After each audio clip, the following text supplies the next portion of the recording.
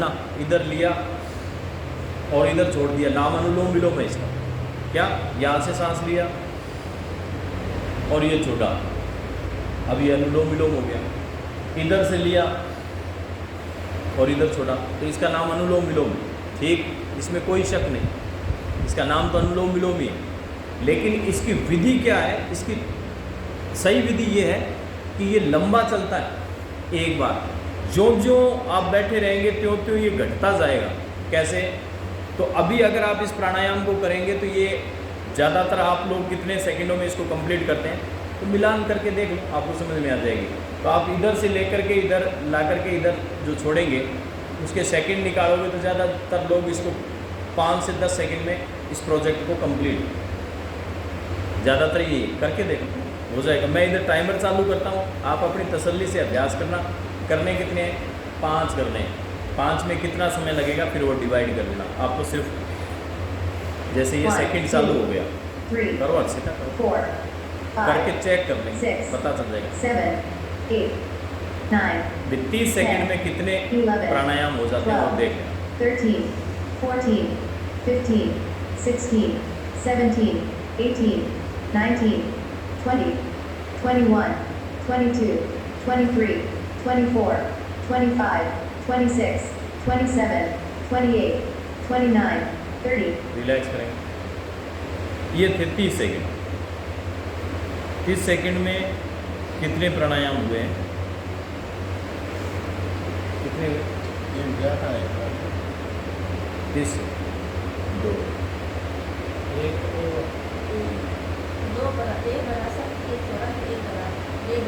अभी दोबारा देखें क्योंकि छोटा टाइमिंग है तो कंफ्यूज हो गए, मुझे ज़्यादातर लोगों को समझ में नहीं आएगा। इसमें मैं टाइमिंग बनाएंगे कैसे इसको, एक बार ले लिया एक ही नहीं। अभी पूरे प्रश्न आपके अपने आप जवाब आ जाएगा, कंफ्यूज हो जाएंगे। पूरे प्रश्नों का जवाब पूरा लेगा। तो 1 मिनट अभी करेंगे 60 सेकंड। 60 सेकंड में आपको गिनना है। अब सुन लो, इसका तरीका क्या है? इधर से लिया और इधर से छोड़ा और इधर से लिया और इधर से छोड़ा, इसका नाम है एक अनुलोम विलोम। काउंटिंग ऐसे होती है। ठीक, समझ में आएगी बात? इधर से लिया और इधर छोड़ दिया, इधर वाले नाक से लिया और इधर वाली नाक में वापस छोड़ दिया, तो दैट्स कॉल्ड एक अनुलोम और विलोम। तो ये अनुलोम विलोम का एक अभ्यास है। इसका जो टाइमिंग होता है उसको माना जाएगा। ठीक, मैंने 60 सेकंड का टाइमर लगाया है। आराम से आप अभ्यास कर लें कि 60 सेकंड में आप लोग कितना करते हैं, वो आपकी काउंटिंग है। 1, 2, 3, 4, 5, 6, 7, 8, 9, 10, 11, 12, 13, 14, 15, 16, 17, 18, 19, 20, 21, 22, 23, 24, 25, 26, 27, 28, 29, 30, 31, 32, 33, 34, 35, 36, 37, 38, 39, 40, 41, 42, 43, 44, 45, 46, 47, 48, 49, 50, 51, 52, 53, 54, 55, 56, 57, 58, 59, 60.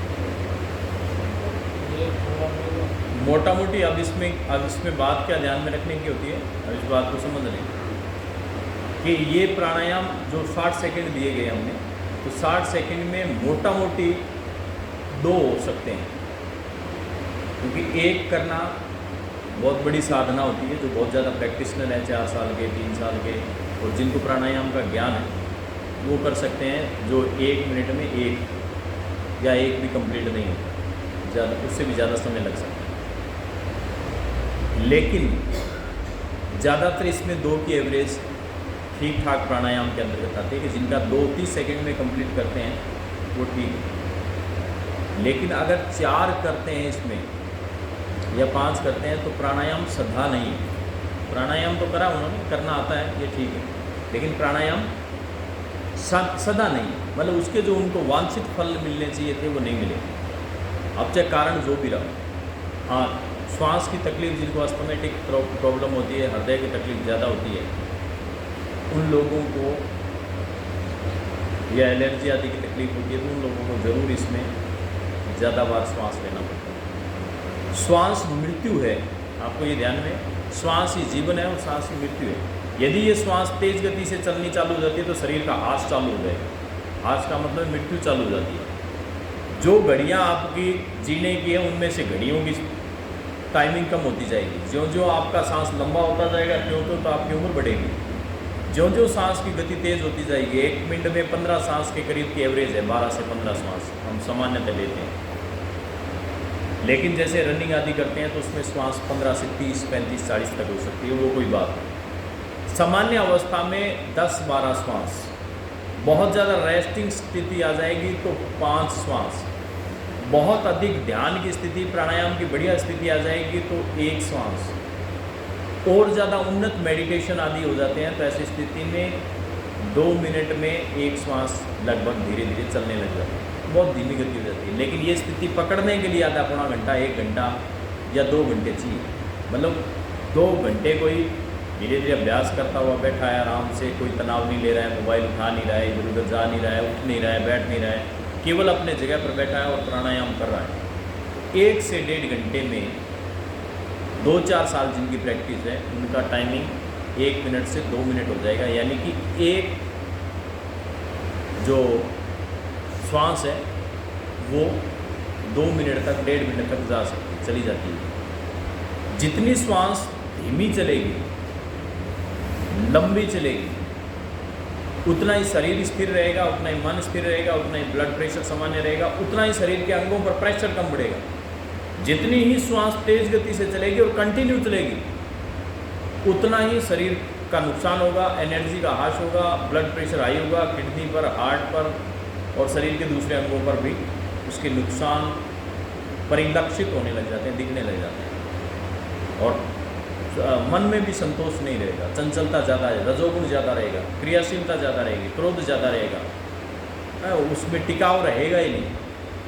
अब ये सारी जगह लागू होता है, उसके रिश्तों में स्थिरता नहीं रहेगी, पारिवारिक रिश्ते अच्छे नहीं, सामाजिक रिश्ते ज़्यादा कोई अच्छे नहीं होंगे, व्यापारिक रिश्ते भी उनके कोई ज़्यादा अच्छे नहीं हो सकते, उनके संबंध खराब होने लग जाते हैं।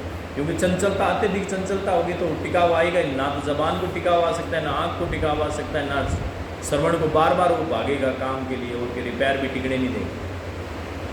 हालांकि पूर्व जन्म के पूर्व कर्मों के फल के कारण या पुराना जो शरीर उनका अगर अच्छा है तो उम्र हो सकता है उनकी लंबी भी चली जाएगी, लेकिन वो केवल पूर्व जन्म के कर्मों के कारण हो सकती है।